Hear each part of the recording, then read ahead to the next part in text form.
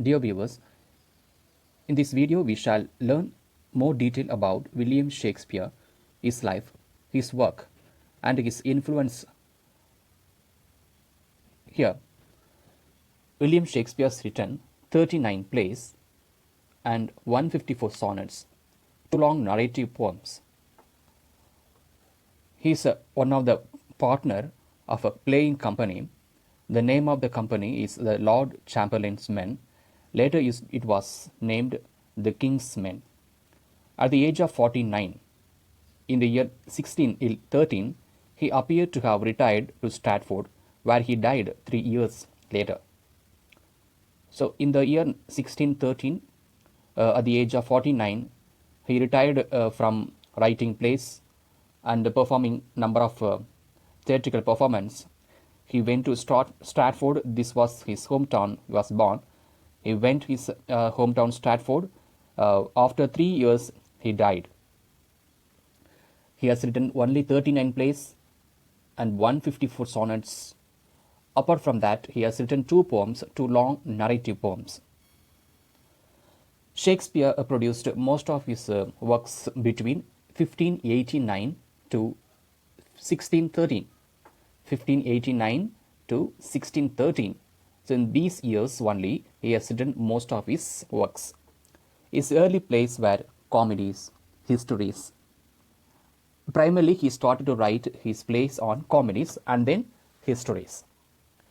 Until about 1608, he wrote only tragedies such as Hamlet, Romeo and Juliet, Othello, King Lear, Macbeth. About 1608, he has written only tragedies, Hamlet, Romeo and Juliet, Othello, King Lear, and Macbeth. In the last phase of his life, he wrote only tragicomedies. It was also known as romances. But it was collaborated with some other playwrights. Tragedy comedies are not written alone by William Shakespeare, but they were collaborated with some other playwrights. In 1623, 2 fellow actors and friends of William Shakespeare's, they are John Hemingway and Henry Condell, published a definite text known as the First Folio. So, First Folio was published in the year 1623 by his fellow actors. They are also friends to Shakespeare. It was a posthumous publication, the collection of Shakespeare dramatic works that included all but 2 of his plays. So, in the first folio published by the fellow actors were nothing but Shakespeare's all dramatics works that included, but 2 of his plays were not included in the first folio. The volume was prefaced with a poem by Ben Jonson. For that first folio, there was a preface written by Ben Jonson. He was one of the contemporary writers of William Shakespeare. He said about Shakespeare that, not of an age, but for all time. So he describes about Shakespeare's works, Shakespeare's quality, that he says, not of an age, but for all time. Ben Jonson says. So it was an attack on Shakespeare work that once Green accused Thomas Green, one of the university wits. He attacked in verbal manner that he accused Shakespeare of reaching above his rank in trying to match such university educated writers as Christopher Marlowe, Thomas Nash, and Green himself. After 1594, Shakespeare's plays were performed only by the Lord Chamberlain's Men, a company owned by a group of players, including Shakespeare, that soon became the leading playing company in London. After the death of Queen Elizabeth in 1603, the company was awarded a royal patent by the King James I, but changed its name to the King's Men. So it was after the death of Queen Elizabeth in 1603, the company was awarded royal patent by the King James I. Later it was named as King's Men. In 1599, a partnership of members of the company built their own theatre on the south bank of the River Thames, which they named the Globe. So the Globe was one of the famous theatres which was located on the bank of the River Thames in the year 1599. The bubonic plague raged in London throughout 1609. The London public playhouses were repeatedly closed during extended outbreaks of the plague. Total of over 60 months closed between May 1603 and February 1610. So between these years, there was an outbreak or pandemic. In such situations, London public playhouses were repeatedly closed. So it was like a lockdown, which meant there was often no acting work. So in that situations, whenever the theatres were closed, there would be no acting. You should not forget that between 1603 to 1610 there were no theatres open and acting works also been closed.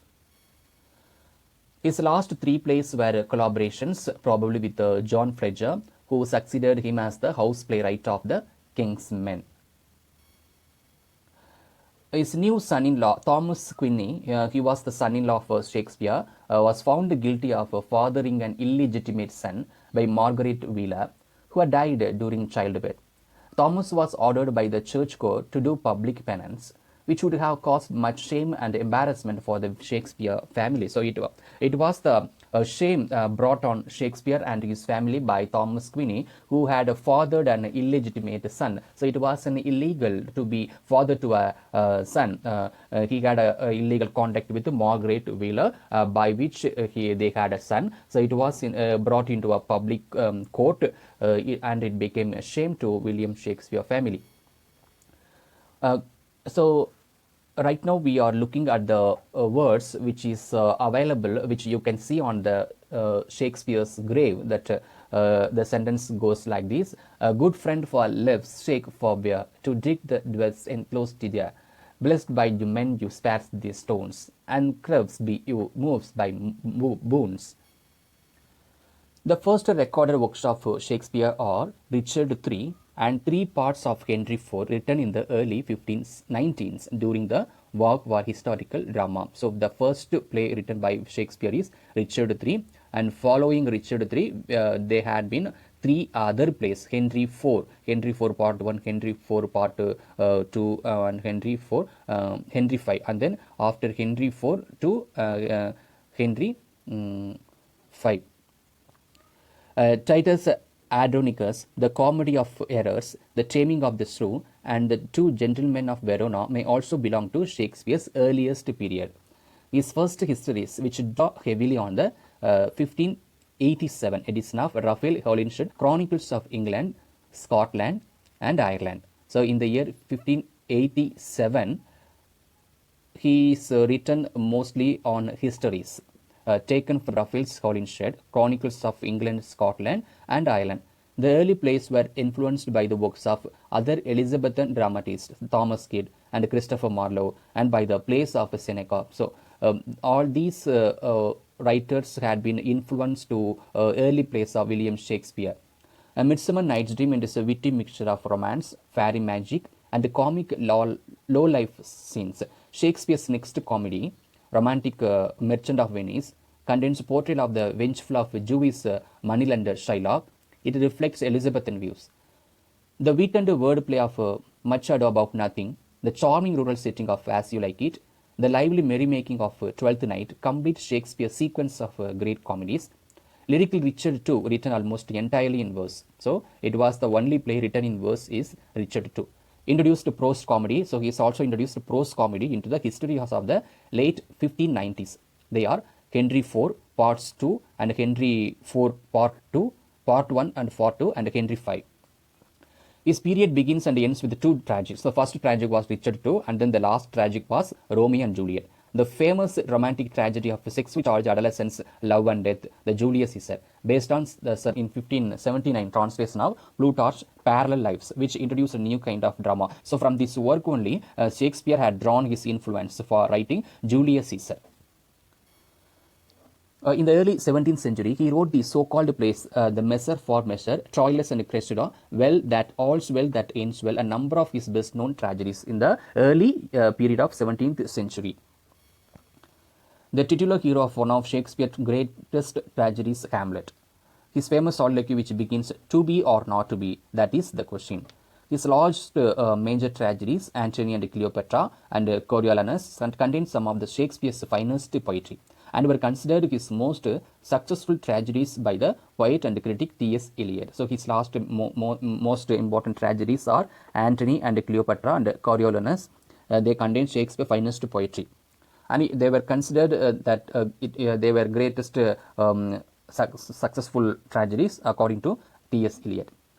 In his final period, Shakespeare turned to romance or tragic comedies, and he completed 3 more major plays: Cymbeline, The Winter's Tale, and The Tempest. Collaborative work is Pericles, Prince of Tyre. These 4 plays are graver in tone than the comedies of 1590s, but they end with a reconciliation and the forgiveness of potentially tragic errors. Critic George Steiner described all English verse dramas from Coleridge to Tennyson as feeble variations on Shakespeare themes. Shakespeare influenced novelists such as Thomas Hardy, William Faulkner, and Charles Dickens. The American novelist Herman Melville's soliloquies owe much to Shakespeare. His Captain Ahab in Moby Dick is a classic tragic hero inspired by King Lear.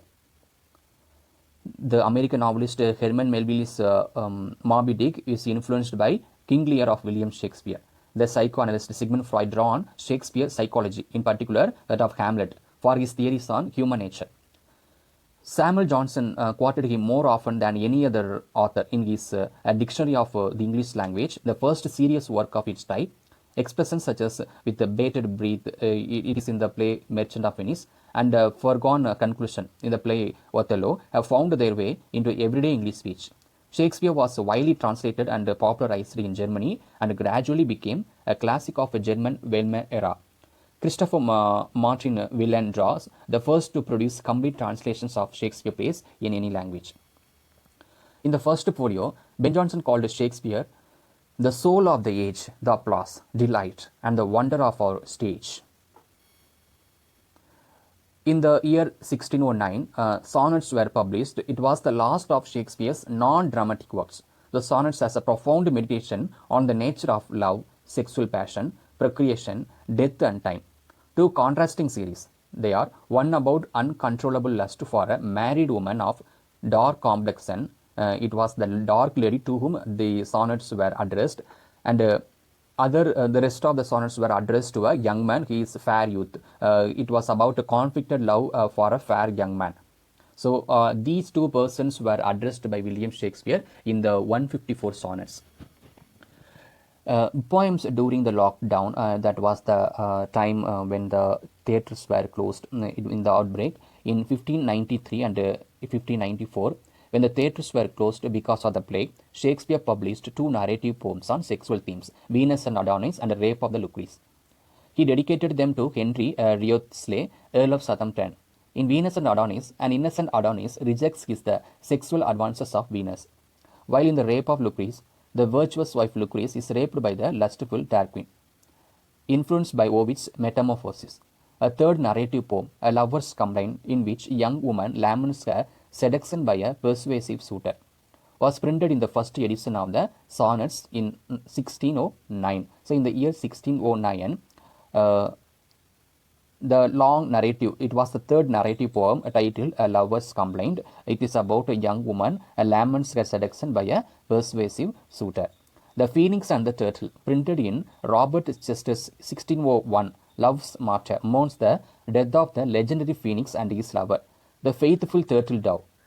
In 1599, 2 early drafts of sonnets, they are the number of the sonnet is 138 and 144. They had been appeared in the Passionate Pilgrim, published under Shakespeare's name but without his permission. So you must remember that 2 of the sonnets, they are sonnet number 138 and sonnet number 144, appeared in the Passionate Pilgrim without the permission of Shakespeare.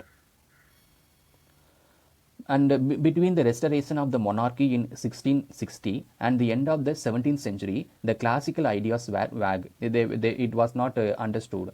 Critics of the time mostly rated Shakespeare below John Fletcher and Ben Jonson. So Shakespeare was put under John Fletcher and Ben Jonson. Thomas Rhymer condemned Shakespeare for mixing the comic with the tragic. So because he has invented one of the terms tragic comedies, he has mixed comedies with the tragics, for which Thomas Rhyme condemned Shakespeare's style. And the poet and critic John Dryden also rated Shakespeare highly. Of when he talks about Johnson, he says, "I admire Johnson, but I love Shakespeare." He says, "I admire Johnson, but I love Shakespeare." During the Romantic era, Shakespeare was praised by the poet and literary philosopher Samuel Taylor Coleridge. And the August Wilhelm Schlegel also translated his plays in the spirit of the German Romanticism. In the 19th century, the critical admiration for Shakespeare's genius often bordered on adulteration. This King Shakespeare, the essayist Thomas Carlyle wrote in 1840, doesn't he shine in crowned sovereignty over us all as the noblest, gentlest, yet strongest of rallying signs, and indestructible. The Victorians produced his plays as lavish spectacles on a grand scale. The playwright of critic George Bernard Shaw mocked the cult of Shakespeare worship as borderlatry, claiming that the new naturalism of Ibsen's plays had made Shakespeare absolute. By the 1980s, Shakespeare's studies were open to movements such as structuralism, feminism, new historicism, African American studies, and queer studies. Harold Bloom, he is also one of the playwrights of 19th century. He says about Shakespeare work that Shakespeare was larger than Plato and then of Saint Augustine. He encloses us because we see with his fundamental perceptions. Shakespeare's works include 36 plays printed in the first folio of 1623, listed according to their folio classification as comedies, histories, tragedies. 2 plays not included in the first folio. They are The Two Noble Kinsmen and Pericles, the Prince of Tyre. These 2 plays were not published in the first folio. No Shakespearean poems were included in the first folio. In 1896, Frederick S. Bose coined the term problem plays to describe 4 plays: All's Well That Ends Well, Messer for Messer, Troilus and Cressida, and Hamlet.